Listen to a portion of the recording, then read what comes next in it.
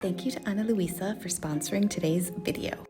This summer, my 4-year-old daughter asked if she could get her ears pierced. Of course, I wanted to make her wish come true.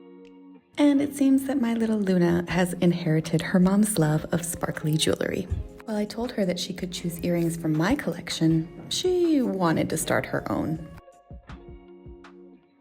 If you're like me, you've experienced the pain of wearing low-quality jewelry, especially earrings. I remember being 13 years old and literally fainting in my bathroom from the pain when trying to take out earrings that had caused an infection. And I never want my daughter to go through something like that.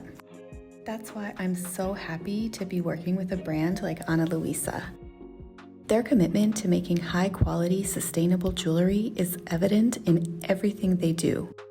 And the pieces that I've collected over the past few years are just as good today as the first day that they arrived. So I knew that we would start building Luna's own jewelry collection exclusively with Ana Luisa earrings. Luna was so excited to choose her own pieces and even more excited when they finally arrived in the mail. She carefully decides which earrings she'll wear, and we change them every few days. Right now, the sparkly butterflies are her favorite. So if you're looking for some new jewelry for yourself or a loved one, Luna and I wholeheartedly recommend checking out Ana Luisa. And if you use the link in my description box and pinned comment below, you'll get 10% off with my discount code JoviesHome10. Thank you so much for supporting our sponsors, because that in turn supports our channel. And of course, thank you so much to Ana Luisa. And now on to today's video. Hi, welcome to Jovie's Home and Garden. Today I'm going to be sharing with you how I received a diagnosis for adult ADHD in the Netherlands. While I will share bits of my actual story with you, this video is meant to focus on the process, what the assessment looks like, what the steps I took were, and also the costs, things like that. This video is epically long, but I will leave timestamps so that you can skip through. So I received my diagnosis in December of 2021, and I am still in my treatment phase. So I am not fully out of my my program. So I'm going to be sharing the experience so far. But before we get into it, I do want to address a couple of things. Number one, I'm not a doctor. I'm not a medical professional, so this is not like medical advice. The other thing that I want to say is this video feels really personal, and I'm a bit scared to talk about this because mental health carries stigma, and talking about mental health issues, especially online, can open you up to get a lot of comments, criticisms, hate, things like that. And that can be really hard to read or see, especially when you are making a video like this in the hopes of helping someone. I'm a real person with real feelings and real problems and real issues, and just because a computer or screen divides us, it doesn't mean that words don't have impact. Or even if it's not impacting me, it doesn't mean that your words, if they're negative, might not impact somebody else who's reading the comments. So just please, if you're tempted to say really nasty stuff, do it on another video, not this one, please. And on that note, if that sounds good to you, if you want to know what it looks like, the process to get diagnosed as an adult with ADHD in the Netherlands, then why don't you come on in, kick off your shoes and stay a while. I'm really glad you're here. So what led to me seeking a diagnosis? COVID was really, really hard. Not just for us, for everyone. I'm sure nobody was like, oh yeah, COVID's the best time of my life. No. But in the beginning, I could manage it. But as the months and weeks and years dragged on, things became harder and harder and darker and darker. Things that I could do before, I was really struggling. Ways that I had managed to cope with stress in the past were no longer effective for me. Very simple tasks that I would try to do, like cooking or laundry, I struggled with more and more and more to complete them. Things became really overwhelming, but what really kind of pushed me to it was when I started losing my temper a lot with my kids for regular kid stuff. And I just would feel even more terrible for not being able to be patient and listen to all of their million stories and answer all of their why questions without getting angry or without becoming overwhelmed. But at one point I just got to the point where I thought, if it continues like this, I'm literally damaging my relationship with my kids, and I know that this is not okay, and I know that I'm not okay, so I'm going to seek help. And that's actually what led me to call my house arts and ask him about maybe getting, seen and diagnosed with depression or anxiety. So what was the process? I think that what I'm going to do, I hope that it's not annoying that I hold my microphone like this, but they're just so cute outside and I don't want to go inside. So I hope that you don't mind. So once I went to the house arts and we had this discussion, he thought maybe we could get you diagnosed or checked if you have ADHD. Go to an ADHD assessment, because sometimes ADHD symptoms can look like depression, they can look like anxiety, or sometimes they're combined. And if we only treat one thing or another thing, it would be like treating a bullet wound with a Band-Aid, where it stops the bleeding for a while, but it doesn't actually help you. If we can see if you have ADHD, then that might help you more than just a depression medication. So I agreed, and I thought, great. So he wrote up the referral, and off I went. I then called ADHD Central. That's where my referral was for. ADHD Central, it's a mental health or an ADHD treatment and diagnosis center. They have them all over the Netherlands in different cities. So that's where I went. I gave them a call to make my first appointment. I found out that the waiting list was for more than 6 months. And by that point, I just felt like I couldn't. There was no way that I could continue for 6 more months with feeling how it was feeling. So I just said, okay, we'll make this appointment. I think I had called her in September and she had given me an appointment for the 31st of March the following year. And I was just like, okay, if that's what it is, that's what it is, and I'll take it. But in my desperation, I also asked if they have a cancellation waiting list, and they did. So I said, please, would it be possible to get added to this cancellation waiting list so that if somebody else cancels, you can just call me and I can come? And she said, sure. Literally a couple hours later, she calls me and she says, somebody canceled. So I was able to get seen several months earlier than I would have. So this is my tip for you, not only for ADHD, but for any kind of medical thing. If there's a really long wait list, ask them if they have a cancellation waiting list that you can go on, because why not? Let's get to what that actually looked like. The day of the assessment. Before you get your actual assessment, you do need to do some stuff in advance. So they had sent a questionnaire to myself and to my husband where we were both to reflect on certain behaviors or certain issues. And we both filled it out independently, and then we sent that to the ADHD Central. I should note, it is a full day assessment, like from 9 a.m. until 4 p.m. Like, it is a full day. You are there the full day. The first thing is I saw a caseworker. This caseworker sat down and we went through the questionnaire and we talked about some stuff, and he asked me more about my life and the issues that I was having. And then that was maybe 45 minutes, and then I went back to the waiting room. And the next step was to meet with the psychologist on site, and I sat down with her, and then we went through the 2 questionnaires that my husband and I had filled in. You also do need to reflect a little bit about your childhood and things. So in getting ready for this appointment, my mom had given me all of my report cards from literally my entire childhood education period. And I could read through and see what the teachers had been saying about me. And then we could talk about that also with the psychologist. Because if you have ADHD as an adult, you've had it as a kid, you can look back through these kind of report cards or things that people were saying about you as a child and maybe get a little bit more insight. So we talked about that. And then she sent me also back to the waiting room. The next step was to do this computer test. I think it's called the QB test. And this computer test, it lasts for 20 minutes, and you sit in a room by yourself. You wear a special thing on your head, and the test is really easy. So there's red squares and red circles and blue squares and blue circles. And for 20 minutes, they just one after another flash on the screen. And your job is to watch, remember what was the one before, and then if the next one is exactly the same, so it goes blue circle, you push a button. red square, push a button. But if it goes red circle, blue circle, you don't touch the button. And that's it. That's the whole test. For 20 minutes, you're doing that. Once the test is finished, you go back to the waiting room, and then they call you in and you go through your result with the caseworker.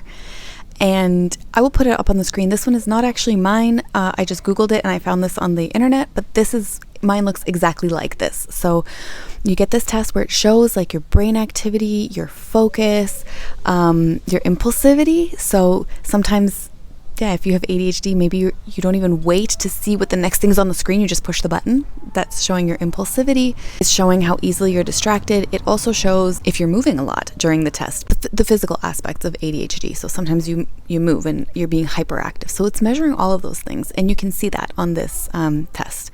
It also shows you how many you got wrong. And I got a lot wrong. Like I did. The first test was like, wow, how do you even fail a test like this? But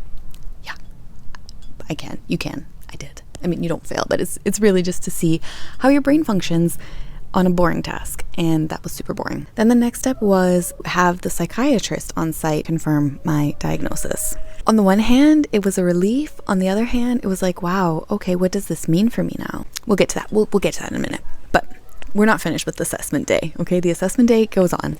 So once I received my official diagnosis, then I was taken back again with my caseworker, who offered me a trial dose of the medication.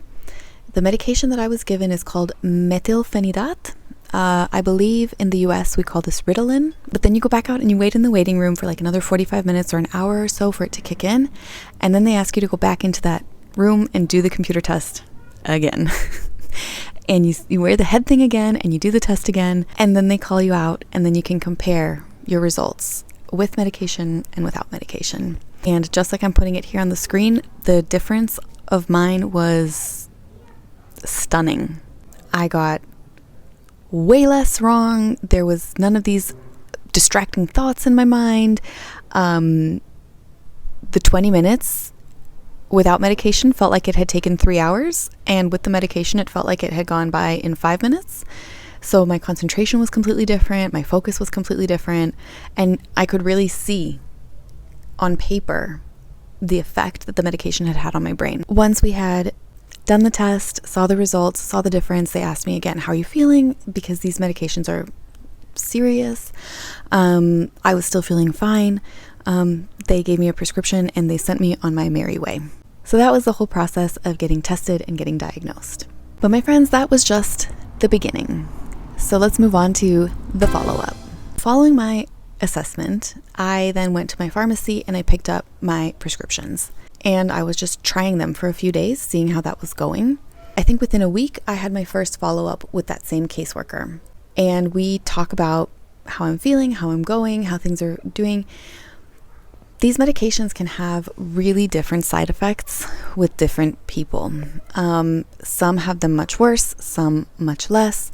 But with every single appointment with the follow-up, I have to tell them, what is my blood pressure? What is my pulse? I had to buy one of those cuffs, had to check my weight because that is something that can be impacted. And for me, that's the biggest impact that my medication has had, is on my weight.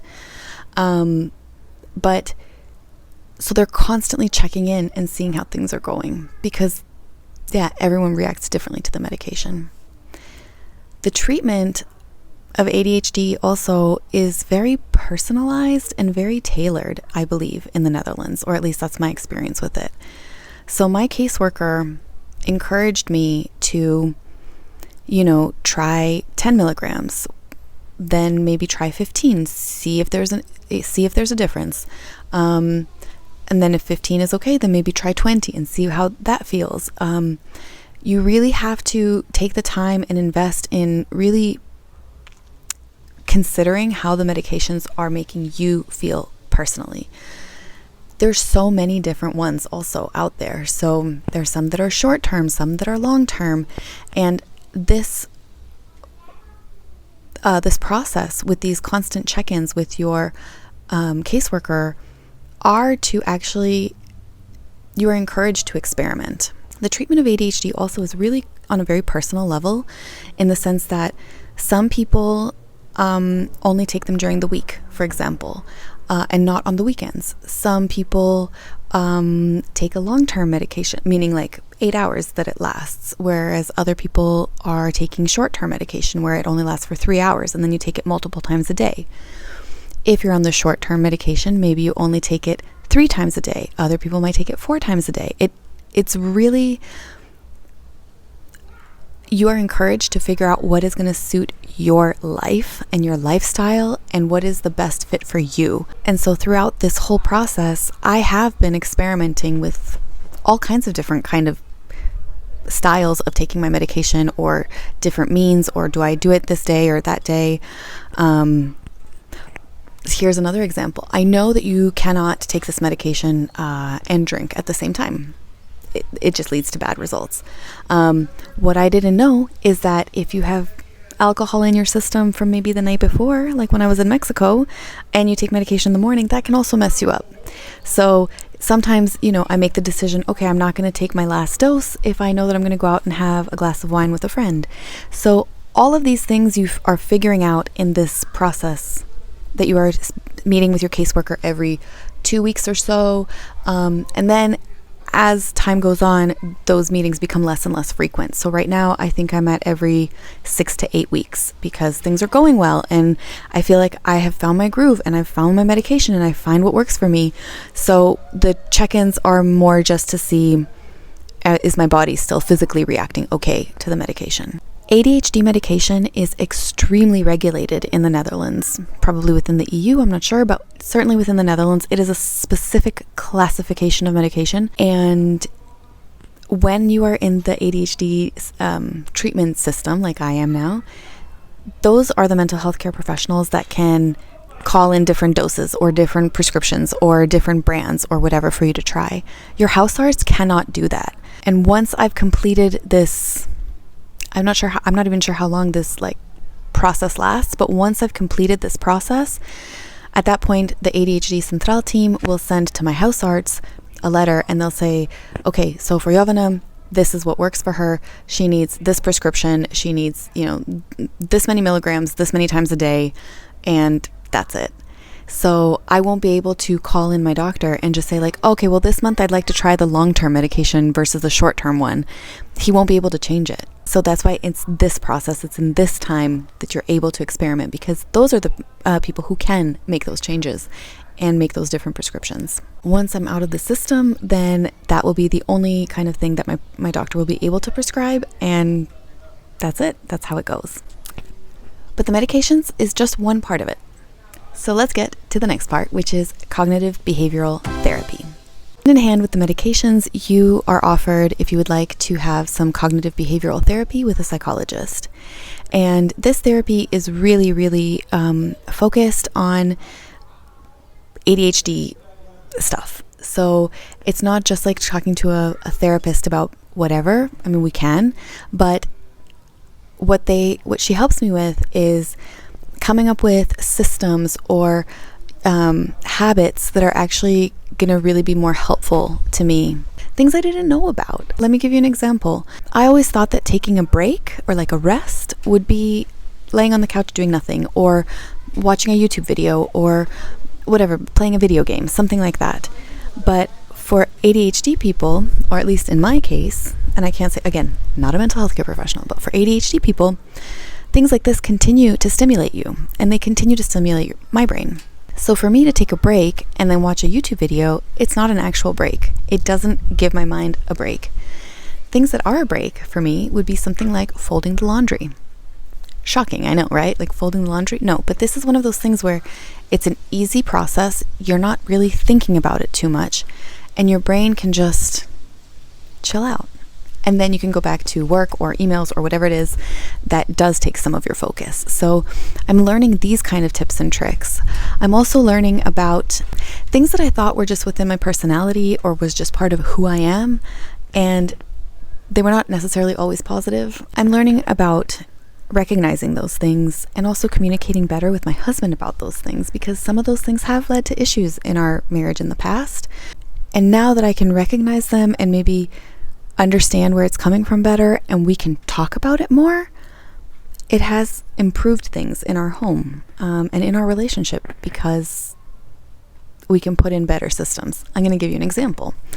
So before I knew I had ADHD, something that I would do is we have a dirty laundry basket and we have a clean laundry basket. And I would take the clean clothes out of the dryer and I would put them in my clean laundry basket. And then I would take my laundry basket downstairs and I would put it in the middle of my bedroom floor, just like boom, like right there, if I couldn't put it away straight away. And my husband would then go into the bedroom and he'd be like, what the hell? Why is this basket on the middle of the floor? And then he would put it like in a corner of our dressing room, like our closet, you know, the room where I film, the other room that I film in. He would put it in a corner there. And then a week would go by and everybody would be looking for clothes. And I'm like, I don't know. I knew I washed them. I don't know where the stuff is. And then I would see them on the floor, like hidden in the corner. And I'd be like, oh yeah, I totally forgot. I completely forgot that there was laundry here. For me, if it's out of sight, it's out of mind for real. That's like a very serious thing. And so what I had unconsciously been doing by putting it literally in the middle of the floor meant that I would trip over it. And when I would trip over it, when I went back in that same night or whatever later on that day into my room, I'd be like, oh yeah, let's fold this laundry now and put it away. But as soon as it's gone out of my view, I would forget about it. And so my husband was just feeling like he would get so frustrated every time he would go in and see the laundry basket in the middle of the floor. And then he'd be thinking that he's doing a nice thing by putting it away. And actually, then I wouldn't do the laundry. Then everybody would get frustrated. And now, when we've talked about it, now that I understand why I was doing this, and he understands, we've come up with a new system that works for both of us. So instead of putting the laundry on the floor, I put it on my bed. So I can't go to bed that night unless it's folded. And he does also fold laundry too. I'm not saying that this is my only task or something like that. I'm not implying that, but it's just an example of something like where I had a system that was driving him crazy, but it was really working for me, but it wasn't working for him. And through this process of understanding and being able to recognize these things, we are able to come up with a system that works for both of us, and it's making improvements. So I really think that that's something that I've learned through this cognitive behavioral therapy. The therapy is for a period of 12 weeks. I am currently in week 9 of that, so I can't say to the fully what it's been like or how it's gone, but it has been helpful so far, and I hope that it will continue to be. Okay, so I'm getting distracted. Are you guys getting distracted by the sun? Yeah, the sun is setting, so now it's going to change. I'm going to have to hurry up before we all get annoyed with this sunlight. Let's get to the costs, and I'm going to refer to my notes in this because I want to tell you real stuff. This is not fully covered by Dutch basic health insurance. I'm not sure about supplemental insurance. I'm talking because I only have basic, so this is how much I paid. So for the assessment day itself, I received a bill for 1,522 euros from ADHD-Central. My insurance paid 574 euro, and I had to pay just over 500 euro out of pocket. 250 of that was from my own risk because I hadn't used it up so far in the year. I did have to pay about 500.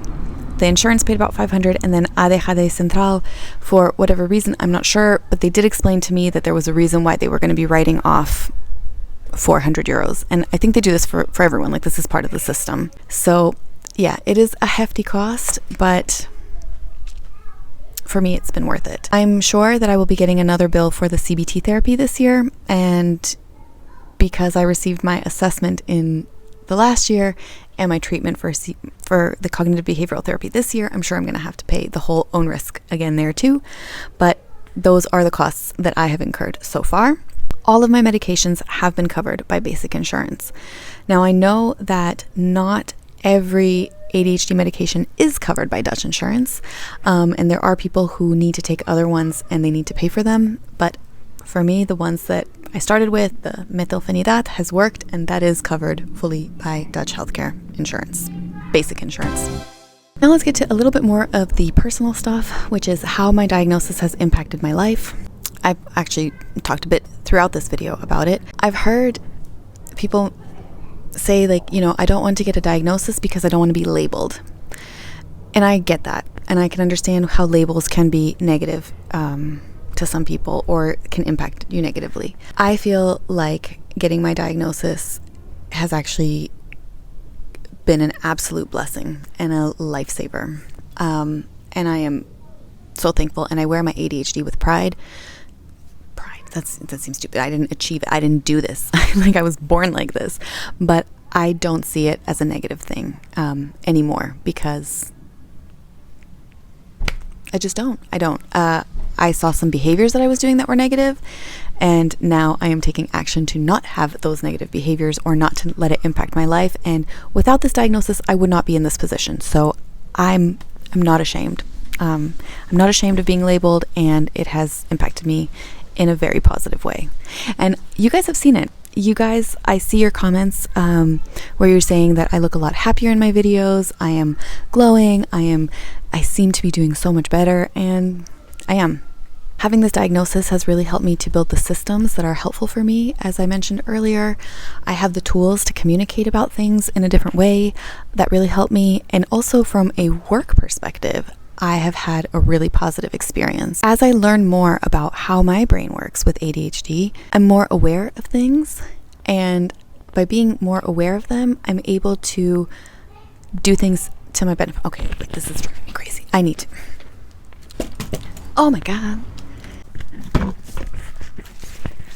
Okay, is this better? Oh, it's still annoying. I'm gonna try not to get too distracted by this little patch of sunlight, but it's very hard, even though I'm medicated. So yes, so from a work perspective, what's been really helpful is learning and understanding about how my energy levels change throughout the month with ADHD, and recognize that and then use it to my advantage. So for example, for a lot of the month, my ADHD gives me a lot of energy. It makes me very creative. I can be in a really good creative zone, and things just feel easy. And I totally enjoy doing a lot of stuff. Then there are times that I just can't. My brain is too tired from all of the overstimulation and things that I had been doing, and it just becomes too difficult. And now I'm able to recognize that and plan out my days better. When I have a very high energy, high creativity day, that's when I do a lot of my creative work. And then on days when I just don't have the energy, that's when I do more administrative work. And that's super empowering, because then I feel like I'm getting more done in the times that suit my mental state. And it's really great. It feels like a superpower.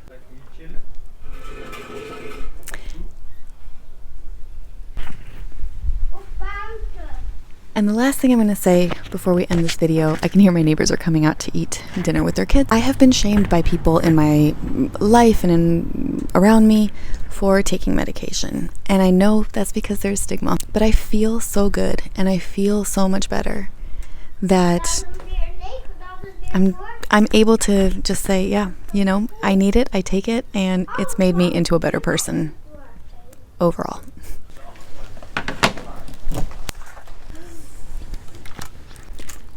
So we're just moving here for the outro to say goodbye. My neighbors are having their dinner, so I don't want to bother them, but that's it. So that has been my experience so far for the 9 months that I've been in treatment. Let me know if you guys have any other questions or things that you want me to address. I hope this video was helpful for you. I hope that if you are struggling with anything from a mental health perspective, you feel like you can go and talk to your doctor about it and get the help that you need, because we're all people and we're all struggling, and no matter what life looks like for everyone else from the outside, you don't know what it is actually really like for them unless you're in their shoes. So I think that we're all having a tough time, and if you are and you feel like you need help, I strongly encourage you to go get it. You might have to wait a while, and that sucks, but once you get the help, it's life-changing. So thank you so much for coming over today. Thank you for spending some time with me. Thank you for being kind in the comments. I hope this video was helpful, and I look forward to seeing you in the next one. Maybe in the garden again. Doei!